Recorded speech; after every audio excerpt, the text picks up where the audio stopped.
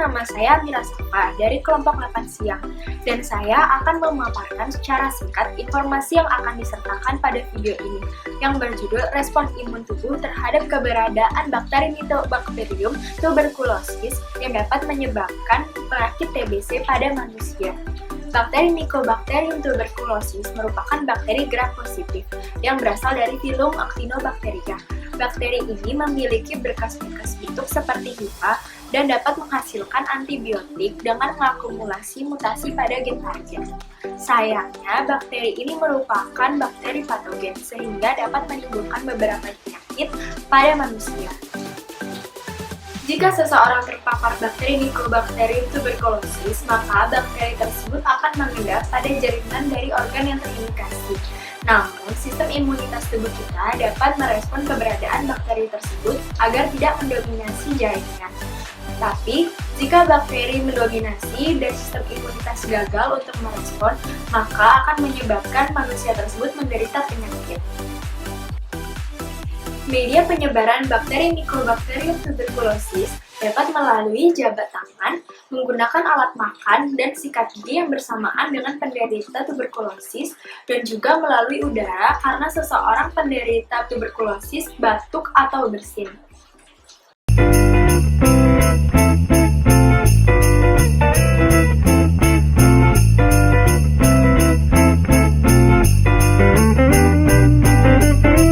Halo, perkenalkan nama saya Meliandi Mahalana dari kelompok 8.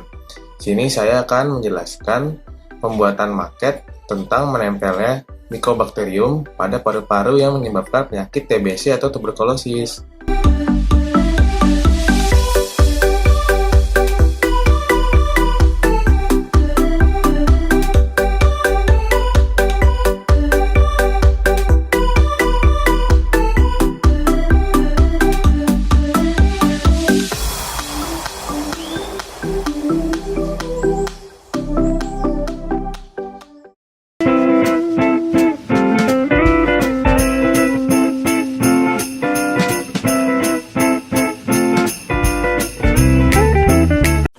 Saya Siti Suwartini akan membuat maket 2 terkait dengan respon imun terhadap Mycobacterium tuberculosis. Berikut alat bahan serta mekanismenya.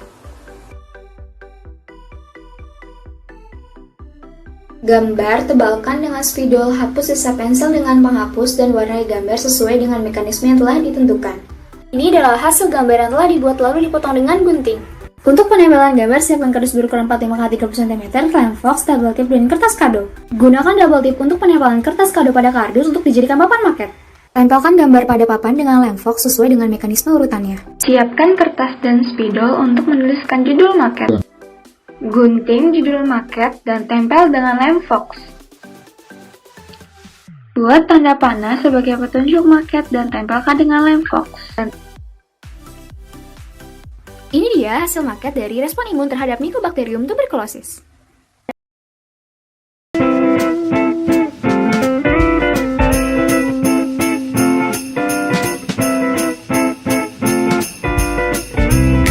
Saat bakteri berhasil ditransmisikan lewat droplets yang terbawa di udara, bakteri terperangkap oleh mukus di saluran pernapasan bagian atas. Namun, ada pula yang tidak terperangkap dan akhirnya masuk ke saluran pernapasan bagian bawah. Bakteri ini akan mencapai area alveolus dan difagositosis oleh makrofag atau das sel. Karena kemampuan bakteri Mycobacterium tuberculosis dalam menghasilkan materi toksik, terdapat dua hal yang dapat terjadi. Pertama, fagosom berhasil berfusi dengan lisosom sehingga bakteri mengalami lisis dan tidak menimbulkan penyakit. Kedua adalah jika bakteri menghambat fusi fagosom dan lisosom yang disebabkan oleh inhibisi materi toksik pada makrofag sehingga bakteri akan tetap hidup dan berproliferasi di dalam sitoplasma makrofag.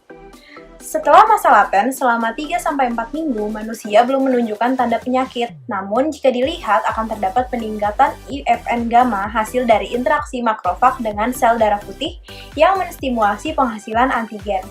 Karena hal ini, makrofag yang berhasil berinteraksi dengan sel B limfosit kemudian diaktifkan menjadi T helper 1 dan merangsang makrofag untuk menggunakan zat bakterisidal untuk mempercepat lisis bakteri dan membentuk tuberklas pada jaringan paru-paru. Jika sistem imun pada orang tersebut baik, maka area yang terinfeksi akan dikelilingi oleh monosit dengan tujuan mencegah penyebaran berlanjut oleh bakteri dan membentuk kalsifikasi. Namun, jika sistem imun pada orang tersebut buruk, maka tuberkulosis yang terbentuk akan berkembang menjadi caseous lesion atau perkejuan. Dan area ini disebut dengan gonfokus. Jika area ini menyebar dan ditemukan di organ lain, contohnya hati, secara anatomis akan disebut dengan terbentuknya caseous necrosis.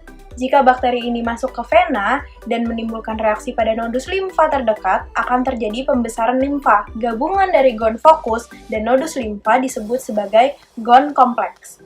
Pada masa reaktif, tubuh mengalami hipersensitivitas tipe 4 terhadap antigen MTB, sehingga jika dilakukan tes tuberkulin dengan cara penyuntikan subkutan, akan menimbulkan reaksi hipersensitivitas yaitu inflamasi lokal di area tersebut.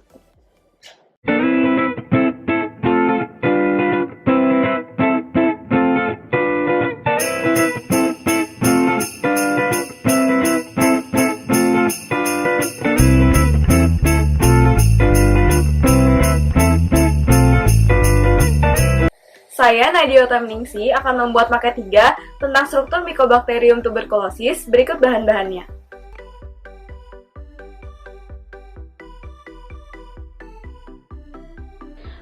Pertama, tempelkan 3 balok styrofoam.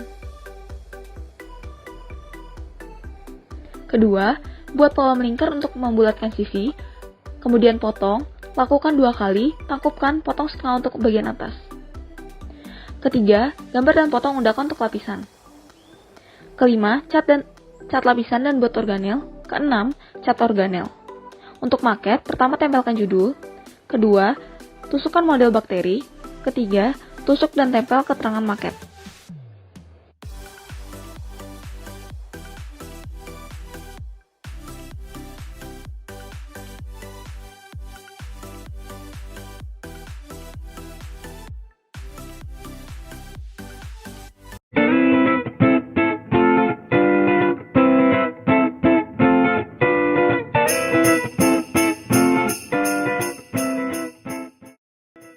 Perkenalkan, nama saya Firanti Nurla Aulia. Di sini saya akan menjelaskan mengenai struktur sel Mycobacterium tuberculosis.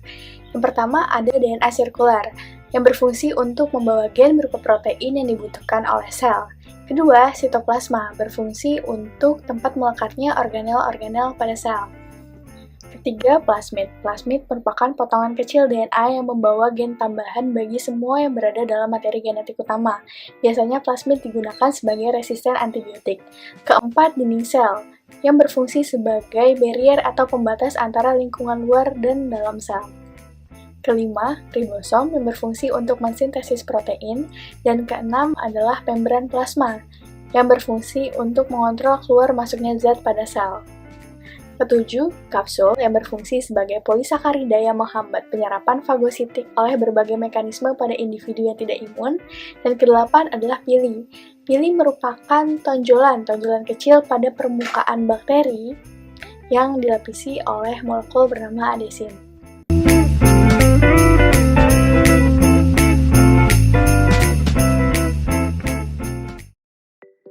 Selanjutnya, saya akan menjelaskan akibat yang dapat ditimbulkan oleh Mycobacterium tuberculosis pada tubuh manusia sebagai mikroorganisme yang menyebabkan penyakit TBC.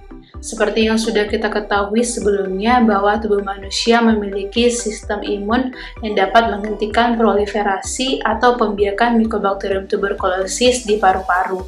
Namun, sejumlah kecil Mycobacterium tuberculosis dapat bertahan hidup di dalam paru-paru yang sudah terinfeksi. Hal tersebut dapat mengakibatkan kerusakan pada paru-paru seperti pneumonitis, yang terjadi akibat adanya komplikasi di kelenjar limfa regional. Selain itu, jika kelenjar limfa hilus pada paru-paru mengalami inflamasi atau peradangan, maka mengakibatkan terganggunya bronkus dan mengakibatkan terjadinya elektasis atau kebocoran pada paru-paru. Selain menyerang paru-paru, Mycobacterium tuberculosis dapat tumbuh dan berkembang di organ seluruh tubuh manusia, seperti otak, tulang, dan ginjal. Mycobacterium tuberculosis akan bereplikasi dan membentuk koloni sebelum manusia membentuk imunitas yang dapat menghambat pertumbuhan. Mycobacterium tuberculosis yang tumbuh di sistem saraf pusat dapat menyebabkan penyakit meningitis. Selain itu juga dapat merusak sistem pencernaan dan menyebabkan timbulnya lupus vulgaris atau tuberkulosis kulit.